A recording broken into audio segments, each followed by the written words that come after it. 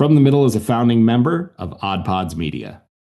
Hello, everyone. Thank you for tuning in to episode number 316 of From the Middle. We are three middle-class guys living in the middle of America, and middle classes, middle ages, middle staff. What part of our lives? What is the saying? I've been off 1 week and I can't remember anything. In this episode number 316, I'm back, even though I can't seem to remember the intro to our own show. And we talk about three of the most magical things that we know: yogurt, Disney World, and football. We think you'll have a ton of fun in this episode because I talk a lot. And if you think Disney World is interesting, you're going to love it. And if you don't, tune in for episode 317, where I'm sure we'll talk about something else. Check it out. Oh, for the love. Sorry, just clearing my Mountain Dew hole. I got my phone hole cleaned today. That's where you keep it? You're so cerebral and you're so developed and evolved.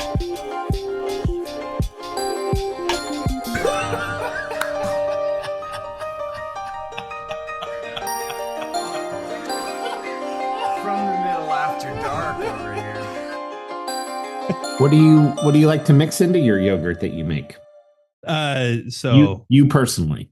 Me personally. So Corey decided that we needed to have yogurt talk on air. If we're doing yogurt talk off air, it's a waste. It's a waste. Yeah, listen, people need to learn from what you're concocting over there. Yeah, I was a little late getting to the recording chair here because I'm making a higher volume of yogurt than I normally do, and it took a lot longer to get the milk to cool down. If you know, you know. To answer your question, Dillon, I can go just straight plain unsweetened yogurt with berries or something, but I typically will do for 1 cup of yogurt, I'll do maybe half a tablespoon of honey and blueberries. That's my favorite way of going about it. If you want something that's more like what you buy in a cup in the store, like a fruit on the bottom kind of situation, then that's what jams are for, not jellies. Jellies will not mix. You want actual preserves, jams of some sort, and that gets you to where you want to be. Huh. I've been really anti-yogurt for a long time. I'm slowly coming back around. I ate too much of it in college. Meal plan, covered yogurts, got lots of it, ate too much of it, got sick of it. I'm slowly coming back around. It's still mostly gross until you add stuff. But I did find at Costco, they have Smash Foods raspberry superfood jam. Okay. And I've been mixing that into yogurt with a little bit of granola, and that's much better. The raspberry jam's delicious. It's got I don't know what all is in it. It's good stuff. So I've been doing that. It makes me like it a little bit more. Fantastic. I don't know. Let me see what's in it. Raspberries, dates, chia seeds, lemon juice concentrate, fruit pectin, and some other kind of berry extract. Very good. So there you go. That's a pretty simple list of ingredients. Kendall, have you always been a chain guy, or is it just on the outside? Oh no! Well, this is pretty new. What is different is I, not only am I, the kind of guy who makes his own yogurt, I'm also the kind of guy who spends time on the rower every evening now. Okay. Which means that I'm not wearing the button-up shirt. Okay. Over the top of the t-shirt. Okay. So that's the difference, but it is still pretty new. Pretty new. It's the wedding ring. So as I've been losing weight, my wedding ring was falling off. Gotcha. So, it is around my neck right now. And I bought one of those Quelo rubber rings. I bought one of those a while ago. I just haven't worn it much. And but now I wear that instead. That does not fall off. I dig the slightly more urban version of Kendall with the chain hanging outside of the shirt. When I did do the Pete and Sebastian, when he was doing those Tuesday or Thursday night more informal hangouts with listeners, I got to ask a question. He busted my chops about wearing the chain outside the shirt. I gotcha. But I also had a backwards hat and a beard, and he's like, "What is this guy?" He's like, I remember that. That should be something that the lady has to earn the right to see. It shouldn't be it shouldn't be hanging on the outside. Was his opinion. I can Depending on the understand. outfit, I can do No. inside or outside the shirt. Didn't know if it was intentional or new or what was what on. So Yeah. okay. No, but I do always wear like, a black undershirt with a button-up shirt on top, and the chain sits in betwixt. Yeah. Betwixt the shirts. Yes. Now I kind of want a Twix. Speaking of shirts, Dillon is wearing a Star Wars shirt, and Hey, look at that. he was not with us last week, and I am personally super excited. We have not caught up, he and I just want to hear all about his Disney travels. So I don't know, Dillon, do you want to just like tell all the stories now, or like titillate us with bits and pieces throughout the duration of the recording? What are we doing here? I need stories. Twixelate, titillate. I don't know. I did have one. I have a coming and a going story that aren't the actual being there stories. And not that there's many stories, but one that I found really interesting on the way down there. We decided to drive, so lots of highway time, mostly very normal highway traffic. But at one point up ahead, I saw what looked like a delivery van with a paint scheme split directly down the middle. And not like some kind of sticker logo that stopped in the middle, two completely different color schemes. On one side of this delivery van was a gloss jet black with gold. I don't know why Zoom thinks I'm raising my hand. I'm gesticulating. It thinks that. Anyways, jet black glossy, half of the delivery van, not split front to back, split down the middle. And it has gold, scripty, fancy writing. And the other half is like tropical, nautical beach vibe color scheme on the other side of this van. And I had no idea what it was. And like, this is such a weird, it's got to be some business owner or something who has two related businesses that they do. I don't know, maybe they do weddings or something, and it's like formal and fun weddings or something. And so I get closer enough to, because I'm asking Bree, I'm like, what? Can you make out the logos of the words? It's got to be like a catering or a wedding or something. And they're like telling you they can do different things. One of them was forms of adult entertainment, the black and scripty gold side. And the other one was boat rentals. So not even like a clever mix of like, oh, we do catering fun and fancy, or weddings fun and fancy. Like, not even the same businesses at all. In fact, Yeah. two very well, maybe some people find a way to mix those two things. Yeah, I was going to say, I think those two things will probably go together. Yeah, adult themed boat rentals, apparently, if that's your thing. So just one of the wilder, kind of silly things that I saw on the way down there that I was totally unprepared for. I mean, you hear all about Florida Man, but it's not until you really see it, painted on a delivery van that it starts to click and you go, this is a different part of the country. I'm here now, I'm curious, you came up behind this vehicle, so you would have seen.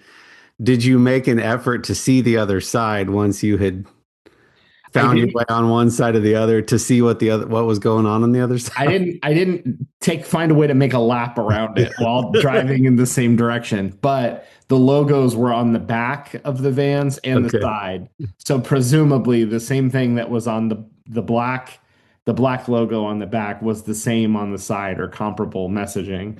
So I felt like that was probably enough. Plus, Nice. with a 7-year-old in the car, I don't know what could be on the side of the van on the dark side. So I thought, I'll just go around the boat side. You know what I mean? If I'm going to pass, I'm going to pass on the boat side. Pass on the boat side. So one of the weirdest silly little things that I saw along the way. Smelled a lot of smells along the way. Some states have whole smells that you're not expecting and not always pleasant. And same on the way back. But I'm sure people would say the same thing about Ohio. You know what I mean? You know what I mean? I thought you were going to say once you got close to the delivery truck. And I'm wondering Is this an entrepreneur with a diversified portfolio? I think Is this so. two unlikely businesses that came together through a merger and acquisition or marriage? I'm so No, curious.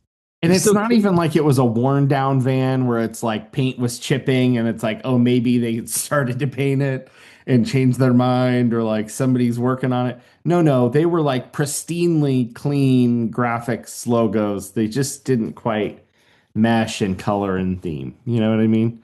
I do. Did you So, manage to stop at a Bucky's on the way down or back? so we went down. The quick answer is no. If anyone decides they want to quit listening now, I don't have a Bucky story, so you can turn off this episode.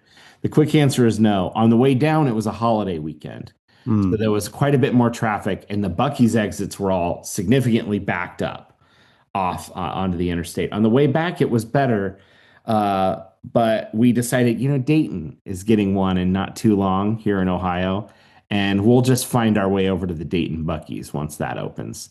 Because we were kind of cruising along. Every time one came up, we weren't really ready to stop. It was sort of like, we'll see the Dayton one eventually. So no Bucky's this time. I wouldn't want to burn up too many good stories in one trip. You know what I mean? That's true. Speaking of Bucky's, I am surprised that you decided to drive down during the game Mhm. and then back during the national championship, Big Ten championship. Yeah. Big Ten championship. Sorry. Were you able to listen in or watch later? Yeah. So the original plan was to fly out the day after the Michigan game and fly home early the day of the Big Ten championship game. Presumably, we would have been home at least to watch the second half. With everything going on in the world and lots of flights being delayed and it being a holiday weekend and travel, we decided to drive. So once that decision was made, it no longer mattered. Family took priority over football. course. It no Absolutely. longer mattered, but it did dawn on me that it's like, cool, we'll be driving exactly during both of those two games. So I was delighted to find out the Michigan score along the way, and I was bummed that we beat ourselves. What it sounds like is we beat ourselves in the Big Ten championship. No discredit to Indiana. It sounds like they played really well, but that was a little bit of a bummer, sure. Well, Bucky's was too good of a segue, so I had to ask how you managed to listen or watch safely. Glad you did. If you want to hear if the trip itself was the magical part, you heard part one of the not so magical part. The not so magical part on the way home, we find ourselves in a rest stop somewhere, and I need to use the restroom. As all magical stories start. Yeah. As all non-magical stories start, yeah. Oh, non-magical. I thought we were on Non-magical. magical. This is the Sorry. non-magical part. Oh, man. Okay. Yeah, just sort of a not so fun part. So, anyways, it's getting cold out. Just kind of run inside. Got to go to the bathroom. Going to use the urinal. Okay, so it's that kind of bathroom, and it does kind of matter for the purposes of the story. So I just find that I'm just like beelining to the first one that makes sense. And usually guys will pick something on the edge, right? We all know what that means. If you're not a guy, you don't. Doesn't matter. So I find one on the far edge. I just beeline to it. Or P-line. And P-line or beeline, and I'm using it. And then all of a sudden, it's so hot in the back. I'm realizing how hot, and I've started. And once you start, you can't stop, right? It stings. I can't stop once I start. Exactly. But now it's so hot. And I'm like, oh, the heater must be on. And I look up and they have a wall heater installed that's blowing directly in my face in the urinal. So now I have hot air blowing on me. And after that sort of realization, I'm realizing that this isn't connected to an exterior wall. It's just sucking in bathroom air and blowing a hot version of it directly back into my face. And it smells like urinal cakes and bathroom smells. And it was the most unpleasant urinal experience I've ever had. Props to the rest stop. It wasn't dirty, but the air blowing in my face sure felt like it was. So that was a kind of a not so magical welcome back to reality moment on the drive home. Hope you enjoyed Disney. Yeah. just breathe this nice, hot, fresh air in. It's going to be Welcome back great. to the world. Yeah, this is how the world really works. You need to remember what the world is like. So that was not so pleasant. Keep an eye out if you hit a rest stop bathroom. Just be aware of your surroundings before you go. You know what I mean?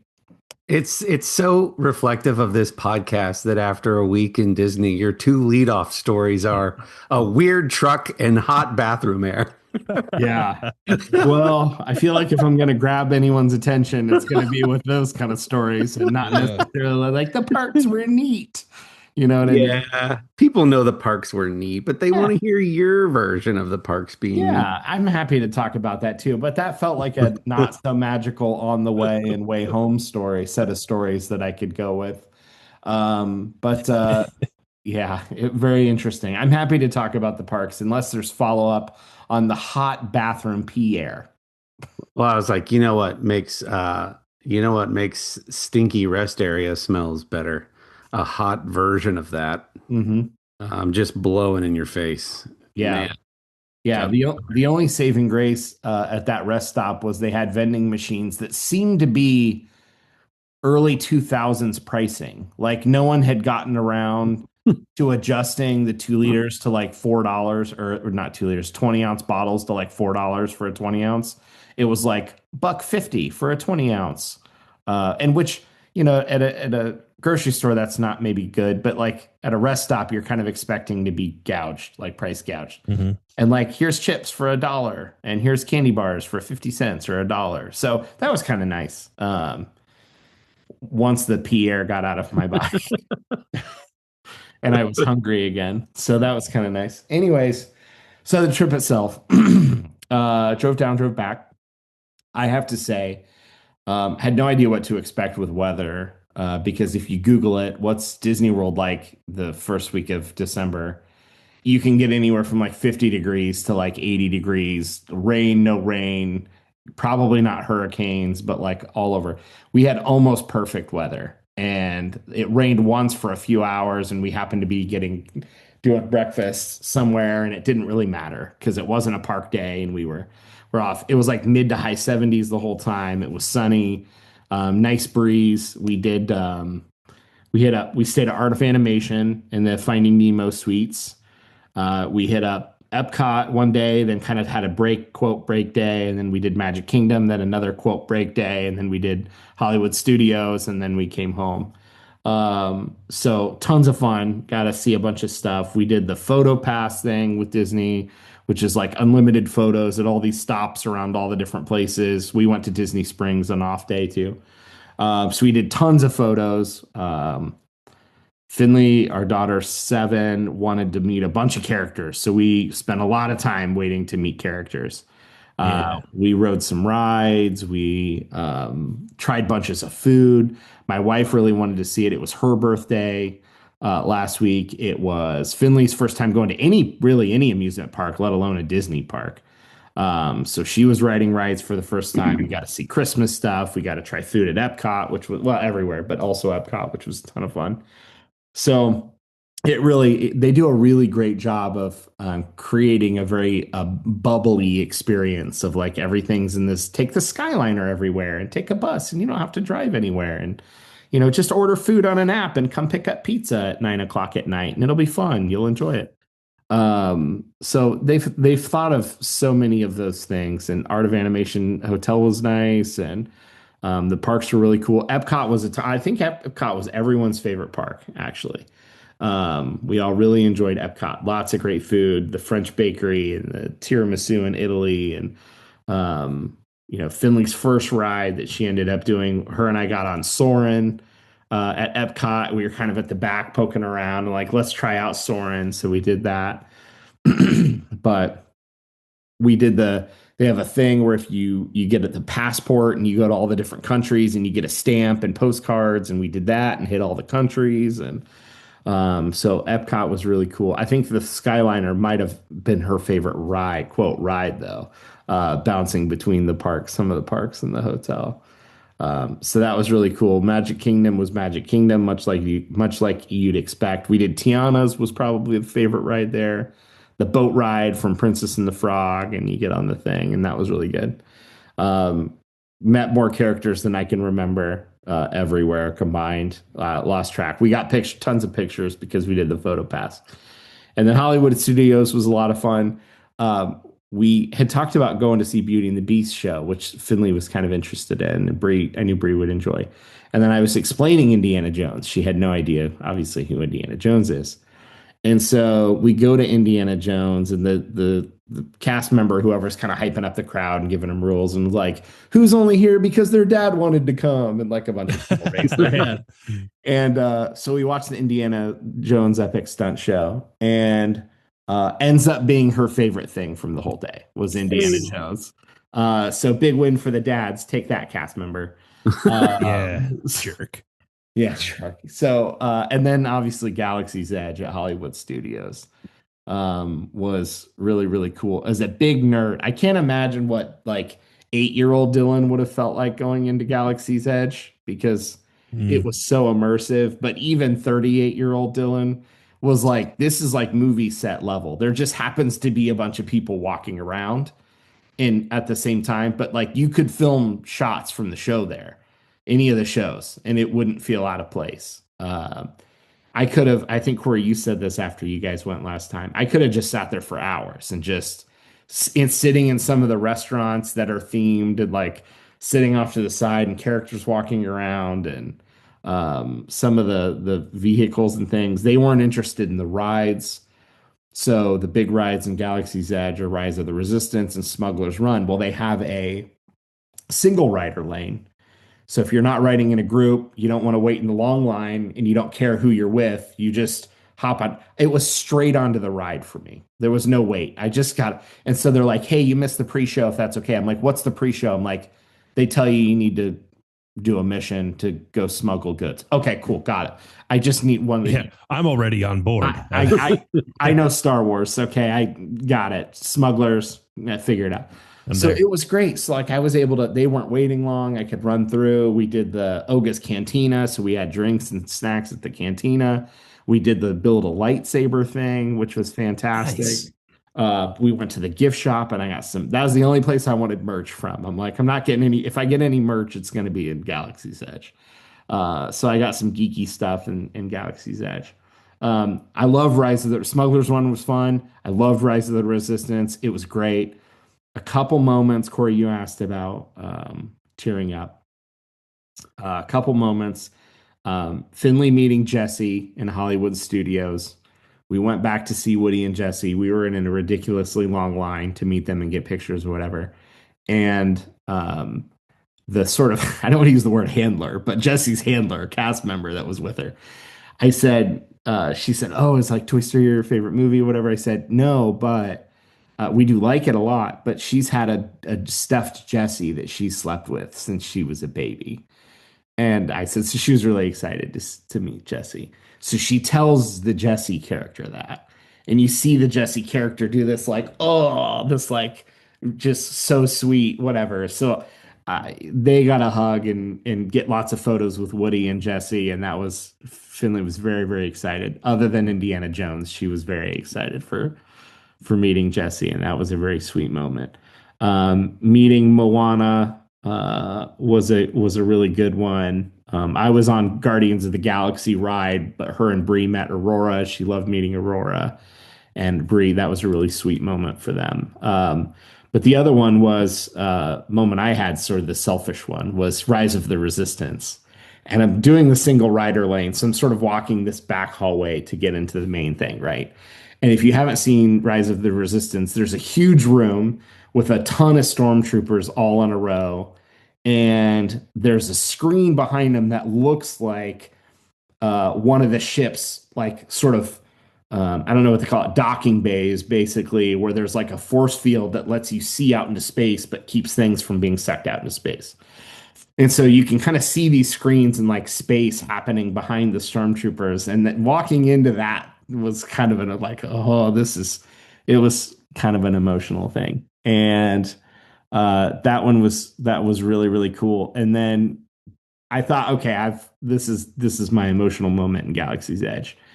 And then we did the lightsaber thing. And for it not being a ride and it being I don't know what you call it, an entertainment thing. It's an experience. Experience, yeah. It's an experience.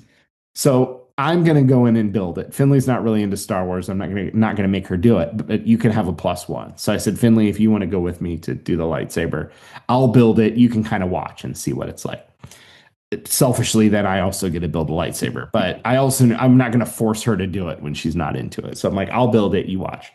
So I don't want to spoil too much. If anyone's not gone and wants to go or whatever, it's been out long enough, but skip this part of the episode if you don't want any spoilers for building a lightsaber. But you're kind of in the small themed room. You've got a cast member who's playing up the story of being somebody who helps Jedi build their lightsabers or whatever. And you're kind of in a ring. Well, we're at the center of the ring where there's a little gap where this cast member is talking. And so there's kind of this generic Star Wars-y music playing in the background that's kind of light or whatever. And there's a certain moment where she starts talking about the lightsaber, importance of the lightsaber, and all of a sudden it's the and it comes up and it's like, oh, and it's the perfect time they had like the Twin Sons music theme sort of ramp up. Really, really cool. And so then I'm doing the next thing I'm supposed to be doing. And I see the cast member turns to Finley and says, has this really, I don't know presumably they do it a lot, but it seemed like it was spontaneous. It was this cool kind of moment where she's like, it's important that your master, has a lightsaber to protect the galaxy or whatever, but you should be prepared to, follow in your master's footsteps. She pulls back out the kyber crystals that we had already picked and says, you need to pick your own crystal for when you're ready to follow your master. And it was so sweet. And it was so well thought out because she's, realizing that Finley's just sitting behind kind of watching, which is okay. There's music, there's stuff happening. But it was how she teed it up was so, so sweet. Do I have Corey crying? I think so. Even I'm a little. We're such dorks. I know. It's hard. It's hard to relay through a podcast when you're not in the room with the music playing and the storytelling of it. But it was so sweet. And she opens the thing and all the colored kyber crystals are in there. And she's explaining, the green was Master Qui-Gon and the blue was Master Luke and the purple, my daughter's sort of like picking the purple. She's like, only the great Master Windu has ever had the purple kyber crystal. And you can put this into your master's lightsaber, when you reach your home destination and whatever. So she got a pick, you get one that none of the other guests of any of the other participants are getting this. This is just Finley happens to be there and she's doing this for Finley. Yeah. And so she's so excited now because she's picking a purple kyber crystal that she can put into the lightsaber, which changes the color of the lightsaber that I've just built. I picked blue. She has purple. Now she can put it in and light it up. And so it's just this they had prepared some level of this, your master needs the saber, but you can follow your master. And this is very sweet. Really appreciative. I thank the cast member. And we finished doing it, and they have, at some point when you're done, everyone holds them up, and Master Yoda's voice sort of bounces around the room, and it's a really cool. It feels like if you've ever worn headphones with a really good stereo, you can think like "Money" by Pink Floyd, where the music sort of phases back and forth in your ears. It sort of has that effect with Yoda bouncing around the room. I thank the cast member again, and we left. And at that point, it's dark because it's dark early. And so everyone's like walking out of this hut with the lightsabers, almost black where you walk out, and everyone's lighting up their lightsabers again as they walk out of this little hut where we're doing the experience. So it was really cool. It sounds cheesy. The experience, it's not just like walking in and like you're picking a couple things, like you're in an aisle at Walmart and you sort of assemble it and go, oh, cool, this is the toy that I want to take home. Yes, that's what you go home with, but the experience of it was just super, super cool. And so I could have stayed in Galaxy's Edge all day and just hung out and watched stuff and probably ridden Rise of the Resistance 10 times. But the lightsaber experience was really, really neat. And I appreciated the cast member taking a moment to like break that out for Finn and made it more fun for her too. So that was probably one of the highlights for me, on top of all the other cool stuff and food and nice weather and whatever. So Corey, I knew you'd appreciate that. So, friend of the show, Brad Burke, was on the show right after we started the podcast, I think, and told the story and built our dreams of building your own lightsaber. And then I went back and told the story. And you've now told, this is the third lightsaber building story we've had in 316 episodes. And it's still like so fun hearing it. It's like, I don't care. I want to hear everybody's lightsaber building story. I for real cried just now when you told that they gave Finn a kyber crystal. That's awesome. Yeah, so I have hers. Mine is in the saber, but I have hers. I said I'll keep it with mine so that they're together, and this is her little purple kyber crystal. Okay, you gotta show us the hilt that you built. I know it's within grabbing. Yeah. Okay, hold on. I'll get it. Yeah, you're not wearing it. And then we'll take a break and hear some words from some of our friends in Odd Pods Media. But you can't tell that story and then not show us what you created. Yeah, cool. Okay, I'll show you. So this is the case that it comes in. If you don't, Ooh, fancy. So you get a nice case. Yeah, the merch shop was really cool. I was just kind of looking for unique stuff that I felt like I couldn't get anywhere else.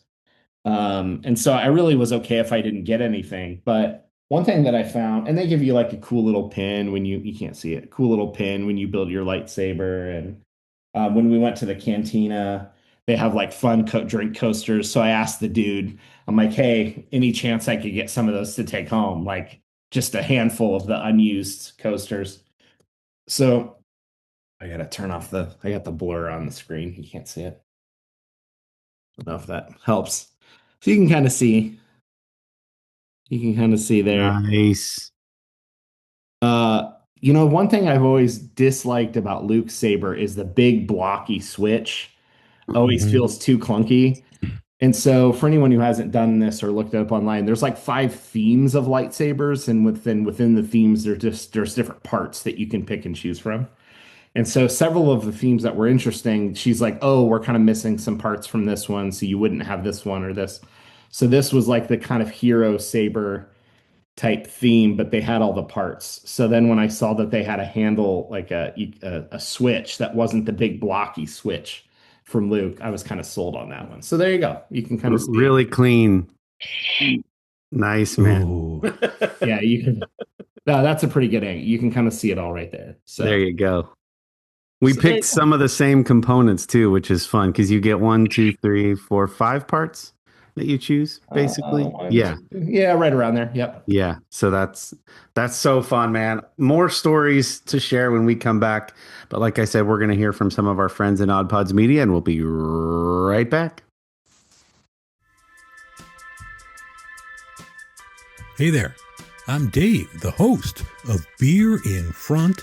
Sometimes the beer in front of you is the best one yet. I'll talk about some old school beers that maybe you've forgotten about, some new beers that have the potential to be a classic. I'll also talk to various people around the beer world and get their stories all about beer. That's Beer in Front, and it's available on all of your favorite podcast apps.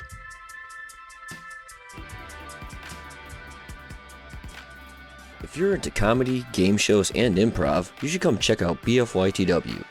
We are an adult British-inspired comedy panel show. New episodes release every Thursday through your favorite podcast player or bfytwpod.com. We're also a founding member of the Odd Pods Media Network and would love for you to join us for some laughs. Dillon, that's beautiful, man. I agree, and at the same time, it's hard to say that and not feel like a big goober because it's a Whatever. lightsaber at a park. But I'm like, it just made it really. No, it's not a lightsaber in a park, man. It It's was like so you it's zeroed also in special. on stories with your daughter, dude. Like that was. It's not just a park. Yeah, It is just a park, but it is not just an experience with your daughter. Yeah, somebody else pulled the old Inside Out core memories. It's what I Yeah. was telling them about. They're like core memories for sure. And I'm like, okay, probably. Oh, I was telling some of my friends that you were going in the age of Finley, and they're like, that's the perfect age Mhm. because she is old enough to have consumed a lot of Disney stuff over the years. She's old enough to remember and not too old that it's like she's thinking less like it it's the Yeah, perfect. her imagination is firing right Yeah. now, and all of Yeah. that. That's wonderful. Yeah, we were talking about that on the way back, that it's like people can go whenever and do whatever ages they want. But for us, it was like any younger than 7 felt like they're not going to remember it. That feels real, you'll Mhm. remember it if you take photos, but that felt too young for her to really remember it. Much older, like she's starting to get into more of the Disney live action shows. And so some of the cartoons and animated stuff it's still interesting, but not as much as it would have been. And a couple more years, like I as an adult wouldn't have wanted to wait in so many lines for photos and princess meeting characters, but I'm a grown up. Like we were there for her and my wife to try food and see Christmas decorations. So it was like it worked out great this time. If we went in 3 years, she could care less about characters. But like we came home, we downloaded all the photos, we put them into Shutterfly. We're getting prints for her to do a little book. We made a little photo book while it was all still fresh and ordered that. And so it's like she'll have, she took a character book, which was actually Bree's character book when she was a kid that still had a bunch of pages. So we took that one and separated it and had her start getting signatures. So she'll have a signature book. She'll have a photo book of the princesses she met. We made a photo book. So it's the right age to do all of that. If we go back again, it'll be like, we don't need photo pass. Let's just go ride rides. But that Mhm. would be a way different experience than it was at 7, than at 10, 11, 12. So it's not a bad age anytime. But for this particular one, it felt very much like the character still meant a lot. It was still really exciting to meet Stitch at breakfast at Ohana, and it was still really exciting to meet Moana at her ride, and it was really exciting to meet Aurora and meet so and so Elsa, Anna, etc. So that made it kind of fun to see that through her eyes. So Dude, we went last Christmas and I was 40 excited to meet Mando. So it's like not. oh, we got a great picture of Mando, by the way. And he was just kind of, and she met Ray as well, by the way, in Galaxy's Edge. And I was just waiting. We were kind of like leaving, but we saw Mando. So I was like waiting for a break where he wasn't talking to somebody. And I just looked at him and said, wait until he looked at me. And I just said, this is the way. And then I walked away. That was it. That's all. That's all I wanted to do. And he had his little animatronic Grogu on him, which was super cute. So I totally get it. Well, and you don't have to get into how like part of how you guys went and the work thing, but like there's you derive a great sense of pride knowing that you provided. And I texted you at the beginning of the week and I was like, selfishly, like brother to brother, I hope that what you glean from this week, in addition to soaking it up for yourself, is knowing that you provided these core memories for your kiddo. And that your hard work and dedication to your job is what yielded that experience. And so there's something fun about knowing that they got to see that because of that, and you believing in whimsy and dreams and fun. And there are cooler places to be than Disney, and in the grand scheme of life and blah blah blah, there are more important things, but it's pretty darn magical and fun. So it is. I mean, even that like Magic Kingdom fireworks show at the end of the night can still get you choked up, even as an adult. And I'm sure there's some therapist somewhere is sitting and listening, going, "Oh boy," but like I'm sure like getting amidst all the seriousness and sometimes stress of being a grown up, the fact that you can just go be in a little bubble for a little bit with no guard up and just do a thing and see it through your kid, but also experience some of like, again, what would 8-year-old Dillon have thought walking around Galaxy's Edge? Like, there's still a part of me in there that's that version that's going, holy cow, this is incredible, And that's that, like them putting together stuff like the lightsaber experience, even for the grown-ups, is like, holy crap, this is cool. Also, weird thing of the whatever 10, 12, 15 people that build a lightsaber, every single one in the room picked red or purple except me. I picked blue. There was 0 green lightsabers, and I was the only blue one. I found that fascinating. That is interesting. How many people are in there again? A dozen? A dozen? Wow. And they're +1s. So there's maybe like 10 or 12 workstations. Each of them have a +1, and then there's 1 or 2 cast members helping. Because you hold them up and the room's kind of dark and everyone flips them on at the same time. It's like red, red, red, purple, red, red, purple, purple, red, red, red, me, blue. Which was like no green. No love for Obi-Wan. To be fair, though, the Sith lightsaber looked incredible. So, like, if I was going a second time, I'd be picking the Sith one and making the red lightsaber. It looked freaking awesome. So, I have a couple of curiosity questions. So, was this your first time there?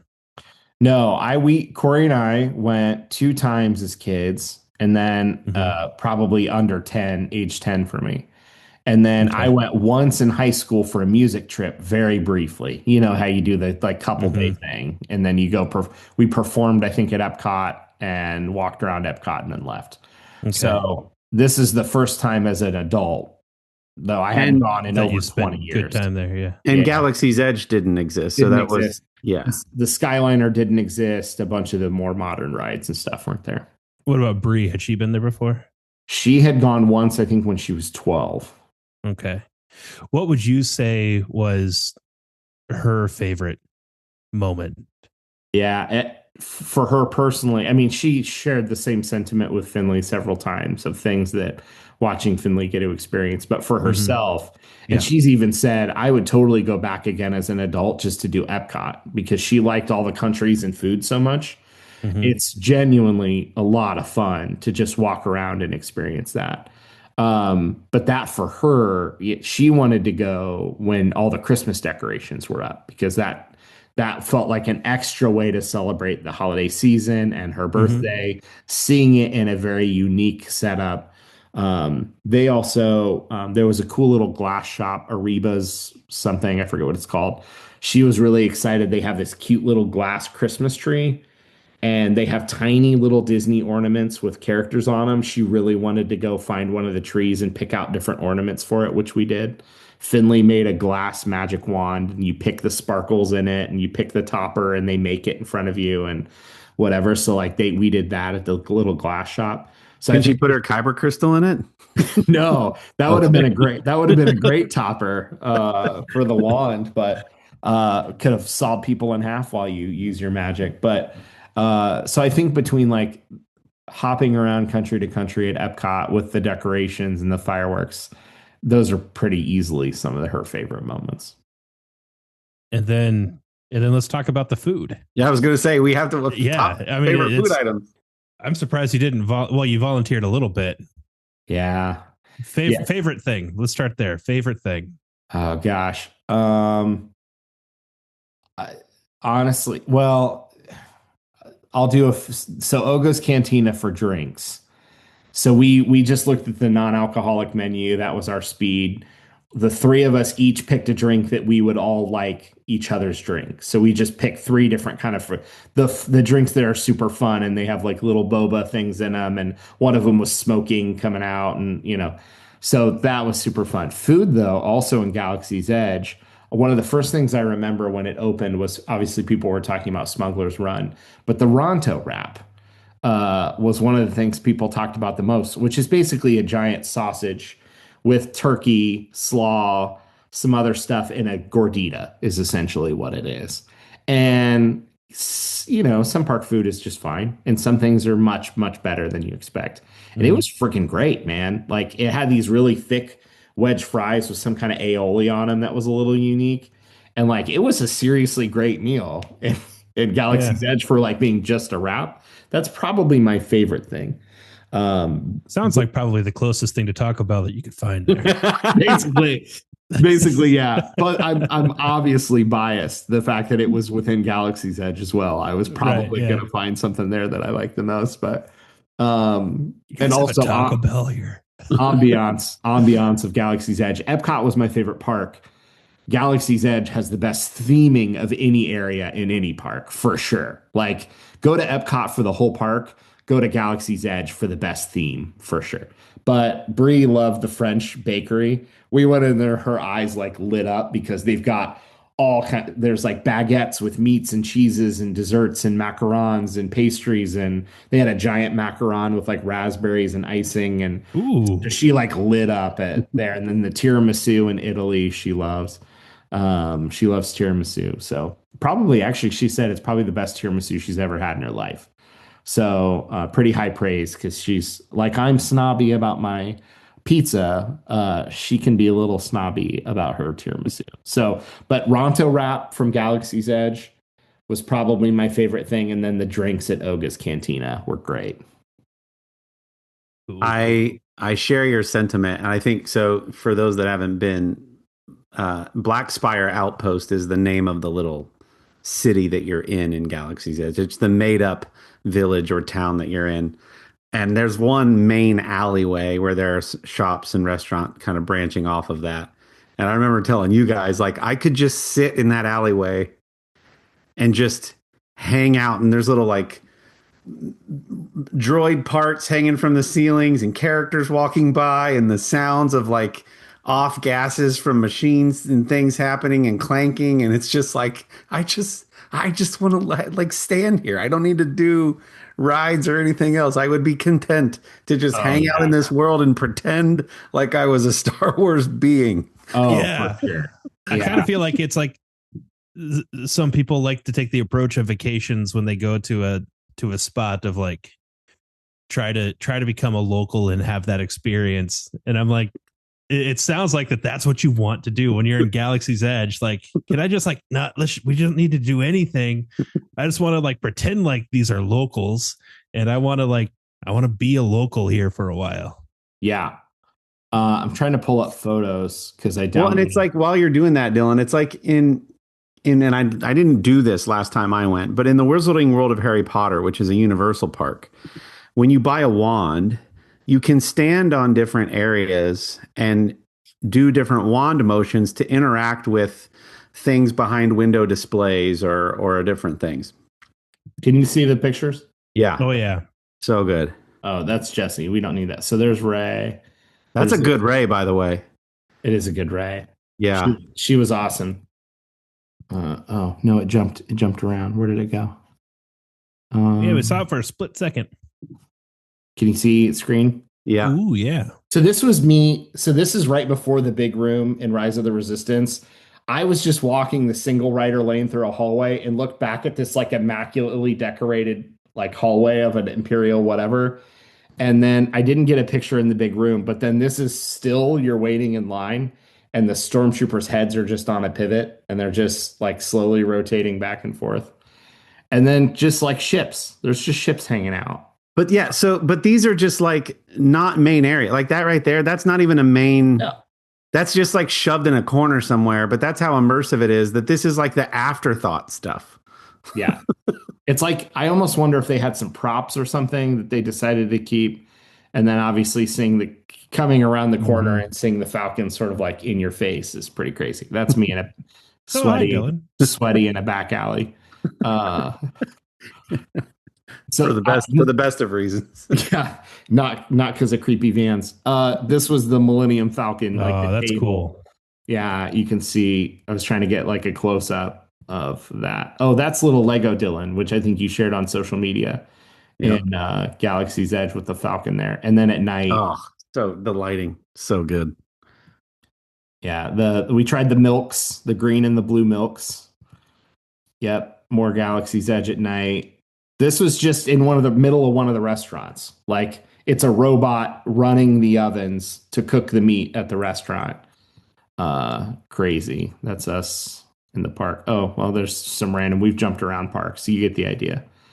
So what I was saying, so at Black Spire Outpost or whatever, there's a thing that you can do where you can get clues. I don't know how you get access to this, but you go up to a door and you knock a certain amount of times and there's like a sliding metal thing. And then a pair of digital eyes will be like, the password is this. And you got to take it to the yellow door 2 blocks down. And then And then I think that's how the stormtroopers come and arrest you, because what the story is that you're helping the rebellion get information. Right. And then that's what triggers certain individuals to get arrested by the stormtroopers in Kylo Ren. And then there's a show every, 45 minutes at a certain part that all the people who have been arrested in that time have to stand before Kylo. I mean, it's just, there's all these little things that aren't even main things that you can do. That it's just, it's so fun. This is what Corey was talking about. This was just a little random off the side of a building, just parts of a robot just sitting there. Love it. And just like the detail of little things sitting around the front of the Falcon. And then the photo pass thing, one thing I enjoyed about it, I wouldn't do it again, but somebody gave me great advice that I work with. She's gone a bunch of times. She's like, if it's your first ever trip, pay the whatever, $200 for photo pass. Everywhere you see them around all the parks in Disney Springs, they'll just take pictures. And some of them are straight pictures. And some of them they'll digitally insert characters like they did here. They added Chopper, the little robot, digitally. Some of them they'll like, hey, hold your hand out. And then they'll put Tinkerbell is floating above your hand, or like do this like you're blowing snow, and then they'll put insert snow into the picture. And so we did that because I don't know how many photos we got from the photo pass thing, 70 photos or whatever across the week. But they do that too, which is fun. You get a lot of like little digital sort of Easter eggs photoshopped into your pictures, which was great. Great. That's so fun, man. It sounds like an absolutely awesome time. We had a great time. So happy for you guys. Did you guys do any, was it too cool to swim at Art of Animation? No, and actually Art of Animation, the pools are heated, so it wouldn't have been a huge deal. Although we had so much stuff, our first off day, we did Ohana for breakfast, which talk about, here's the good thing about going to Ohana breakfast. It's an all-you-can-eat breakfast buffet. And I went with two people who generally just don't eat much meat. So guess what happened with all the meat that came out in that pan with breakfast? It was all mine. So we destroyed that. Finley really just wanted to go for waffles and to meet Stitch, which we did. And the food was awesome. But we did that for breakfast. And we had ridden the monorail to get there. So that's like its own ride. And then we rode it back to Magic Kingdom. It stopped raining while we were doing that stuff. And then we went back to our hotel and went to Disney Springs, which is like, for Columbus people, it's like Easton, like really nice outdoor mall, but all Disney themed. And so we were there, we rested a little and went there, and we're there till the end of the night. So like the only day that we really had time was Thursday. So Finn swam for several hours. She had a great time in the pool and made a little friend in the pool that she was playing with. So we really only swam once, which seems crazy. That's one of the things kids love the most, but we just had enough other stuff going on. So we did use the pool. It's a very fun, all of the buildings around Art of Animation have statues and characters out there and all kinds of stuff that you can go look around. But the pools were pretty awesome. And I think it's there that they even pipe the music into the water. So when you're diving underwater, you're hearing the music. If I remember, I think it's that one. That's awesome.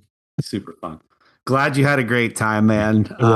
Yeah. Hey, you'll catch Buc-ee's next time. It's all right. I figured if one's coming, you missed out on the real magic on your trip, but that's well, the gas stop, rest stop along the way would disagree. I had a very magical eater experience, but just wait until Finn meets the guy who smokes the brisket. Yeah, that's true. It's gonna bring another tear to your eye. You know, in Ohio, I was thinking about this as we were talking about, like, do we try to stop? There's going to be one in Dayton, I think, this year, if it's not already built. And I'm like, that in Ohio is almost its own road trip. You know what I mean? Like, it's an hour, a little over an hour to get to Dayton. Let's just go out to Buc-ee's for fun on a weekend where nothing's going on. So maybe we'll do that together collectively as a group. We'll go to Buc-ee's and experience it. That would be fun. We need to film that as a vlog. And just a quick thing that is tangential to Disney. Did either of you see that Monday Night Football did Monsters Funday Football. Funday Night Football. I watched it for like a longer than I care to admit. Like I didn't know anything about it. I didn't read anything about it. I'm just like in the app. I'm like, what is this? And so I opened it. And I'm like, whoa. I wonder if I assume it is. And so then like I went and I like watched the normal broadcast and like remembered, okay, on 3rd and 4 at the 50-yard line, I visualized the play as I watched it unfold. And then because it lags about a minute, right? Yeah. And so then I went back and I'm like, holy cow, they're spot on with what's going on here. It's great. That's exactly what Sherry did. She would see a key play and then we'd switch over and watch it in Funday version. Yeah. So if you didn't catch it, Midlers, so we talked about this a while ago with Nickelodeon doing something similar where they do like slime cannons every time somebody scores a touchdown and slime fills the field. Well, this was like almost treating the actual players like motion cap figures. They would superimpose these really cute characters on top of the real players, and it's their real numbers and real last names and stuff. But then they would splice in and mingle in Sully and Mike Wazowski, one on offense and one on defense for like key plays and stuff. So on like one breakaway run, it was Sully who got the short pass for a long run and different things. And then they have this character. I forget her name, but she's like, I'm watching you, Wazowski, that lady. She was like the commentator, and these guys were on the commercial breaks. And if you're following on YouTube, I'm clicking through some images, but it was really fun. And I was just blown away at how well it captured the movements of the real life players on the field with these really cute characters with big heads. It was really fun. I adored that. Now, so was this like the first time that they've done this Monsters Inc. thing, or I think this is the first Monsters Inc. They have done the Nickelodeon thing before, but even that's different, right? Because isn't it still the real players? I think so. They're just like doing animations on the field. They're superimposing stuff. Yeah. So how long did each of you watch the Funday version of the game? I did for about 10 or 15 minutes. Case wouldn't let Sherry change it back to the regular version of the game. He's like, I just want to watch this, which is exactly how it's, getting kids into football. So that was going to be my next question. Did it feel gimmicky after 15 minutes, or were you just like, oh, but I still like my brain still wants me to go back to the original game? I would have sat and watched this had I not been doing something else. It was fun. It was really fun. It was fun. Like I failed to not be impressed while watching it. I also watched for about 10 minutes or so. But I also had the thing that you just mentioned. My brain like wanted to go back, but at the same time, I just appreciated what this was. And I loved it. Yeah, really cute. I think it would be hard seeing it animated like that. I feel like I didn't get to watch it. I feel like my brain would think this isn't the real game. Obviously it's not, but you know what I mean? Like this is just like a Madden simulation. This isn't what's actually happening in the real game. I need to turn back to the real game. I think if I could convince my brain what you're watching are the real play, like you're watching the game now. You're just seeing different. Yeah. You're seeing cartoons of the players, but this is the real score and the real plays and the real shifts of momentum and special teams and all that.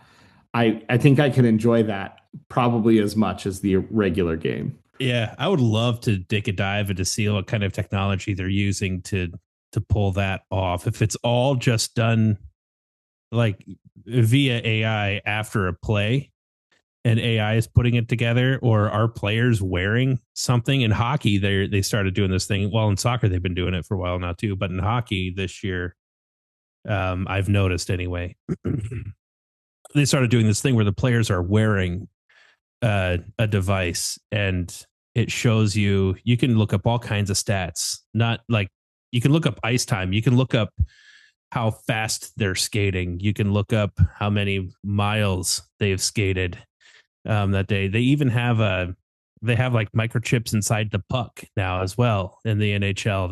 That's doing fun things. And most of this, I think, is just for recording purposes so that they can come up with cooler and better and new stats, and trainers can use this information as well and that sort of thing. But I mean, they find some ways to use it for the folks at home. I'm wondering if the NFL is starting to do some things kind of like that, tracking individual players, like tracking 24 people simultaneously during a play and being able to track everything that any player does. I mean, some of those trackers have to be small enough to sew them into jerseys and helmets and stuff, right? Like the players wouldn't even know. Well, so in the case of hockey and in soccer, well, we've seen like especially the soccer TV shows and things like that have been out recently, like them wearing like the sports bra looking thing under their jersey. Yeah. Hockey players are wearing the same thing. And so all of the trackers, and that's why they're wearing it. It's got trackers and heart rate monitors and things like that in there. Yeah. So I don't think that they're making football players wear that stuff, but maybe, I don't know. Interesting. But takeaways, it was fun. Sherry even noticed, she's like, oh my gosh, that little celebration that one player did. A minute later, the cartoon version did that little celebration too. Yeah. Like, it was pretty finely tuned. Yeah. And let this whole episode be a lesson that even as 40, almost 40s, we still appreciate fun, magic, and whimsy. And even sometimes it brings a tear to our eye. So thanks for tuning in while we got to be big kids and geek out about things that we love and enjoy.